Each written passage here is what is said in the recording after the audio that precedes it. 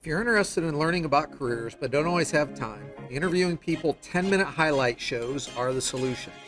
This week's highlights are from my interview with Adysson Miller, who is a sport management major at BGSU working as an intern for the LPGA Solheim Cup. Adysson will be sharing about her work in sport management, where it's taken her, and much more. Sit back, relax, and enjoy the highlights of our conversation.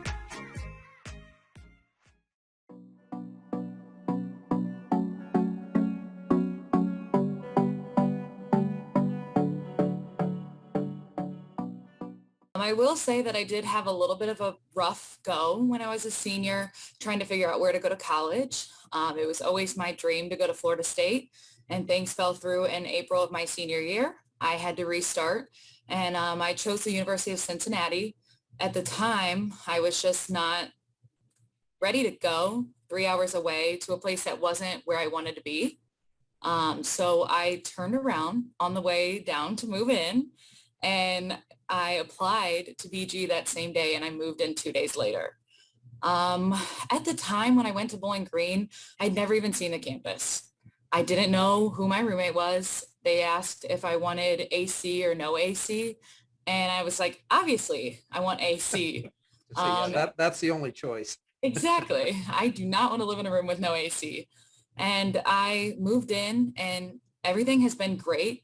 I started out undecided, and that was quite interesting at the time. But I got to be sport management major, and I've loved it ever since. I've really tried to dive in as much as possible, and all of my opportunities have been so great since being at Bowling Green.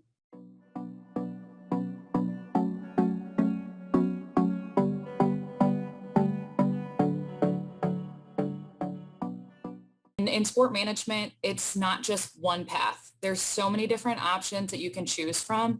And that was something that I really liked. I do know that Bowling Green has a really good sport management program. The classes are fairly small and decent size, so you have a lot of interaction with your professor. And it's a lot more of just out in the field rather than just in the classroom. Some of your classes, you're actually required to work sporting events. And so it's really cool to see that side to the athletic department and how willing they are to let students come in.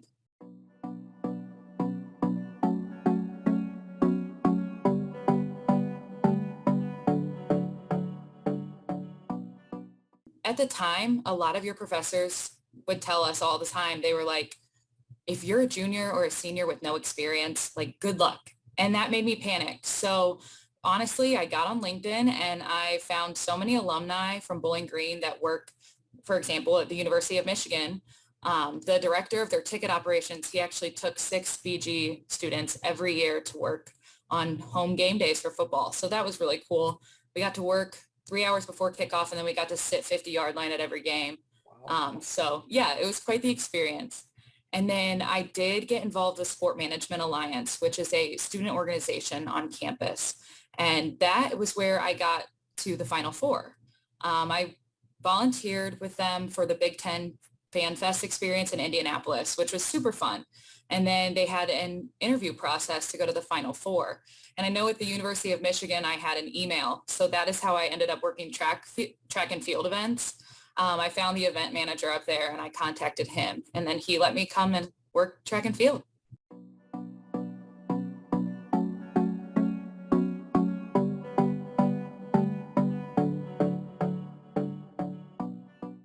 With the sport management program at Bowling Green, they are always sending opportunities out in the field.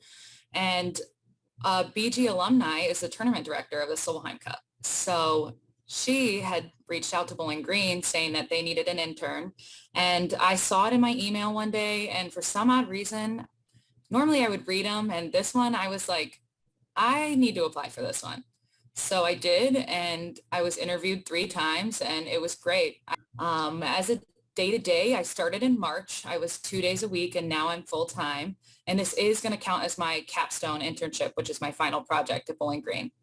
But I work a lot with sponsor benefits, tickets, and credentials, and the packages for those for all of our sponsors. I'm doing a lot of promotional work, keeping track of all of our promotions, really anything, hotels, all the fun stuff, updating online, constantly answering emails and voicemails. So yeah, it's been a lot of fun.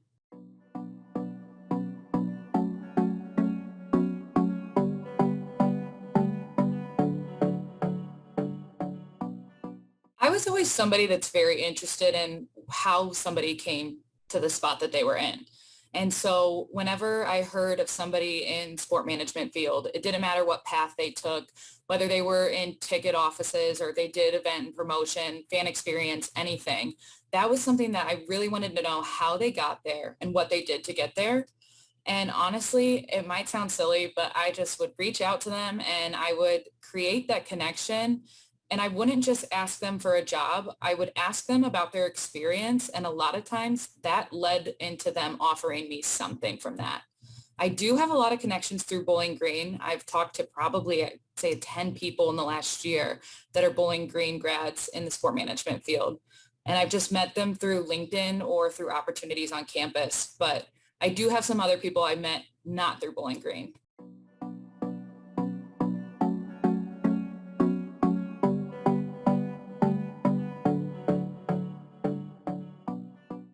I used to work for a golf course in Finley. I used to work for Hillcrest, and that was kind of another way I was able to have experience in sport management. And I found that a lot of my mistakes came from golf outings at Hillcrest, whether it was not enough carts or not having somewhere to direct somebody, just anything like that. Something small could create something so big. And to me, it'll always work out in the end, and you just have to keep trying, find some solution. It's okay. We're all human. Mistakes will happen. It's not going to make or break anything. And it always worked out.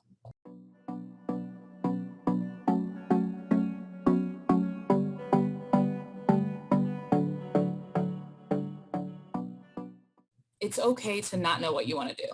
I was always somebody who had a plan for the future and didn't necessarily always live in the day.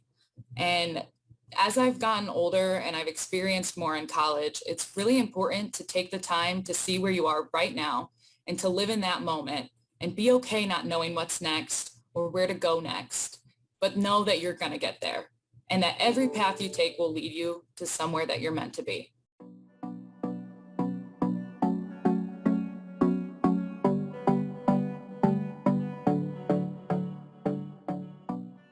I've met Denard Robinson and Desmond Howard.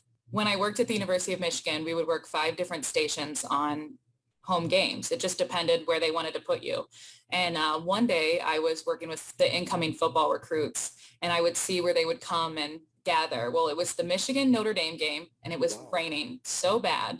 And we were so glad to be inside. And all of a sudden, we're sitting at our table, and Desmond Howard is so close to me. And he just turns and he's like, hello. And then when it came to Denard Robinson, I was working public will call, and football alumni came to get tickets there. And he didn't know where to go. He's like, I've never watched a game here. I've only played. And so he's like, where do I pick up my tickets? And he's like, my name's Denard Robinson. And I wanted to be like, I know who you are. Like, don't worry.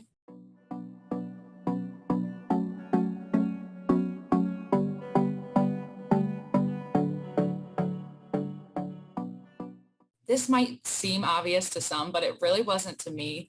And it's not your typical 9 to 5. I always thought that putting a lot of work into this would happen during the typical 9 to 5, but it's a lot of outside hours, weekends, evenings, some holidays. But if you love it, it's all worth it in the end. Get involved in as much as possible. Like I said before, there's a lot of paths you can take in sport management, and just get your foot in the door, try anything and everything. You never know what's going to happen. And sometimes even if you volunteer to help pick up trash at a football stadium, you'll meet somebody there that's going to take you somewhere else. If they see you making that initiative to do something that maybe not others want to do, sometimes you're going to benefit from that. Thank you for watching this episode showing highlights of the latest Interviewing People careercast with Adysson Miller. To make your Mondays better than ever, subscribe so you can hear more career stories from those who are actually doing the work. Thank you for watching, and as always, remember that the best part about Mondays is interviewing people.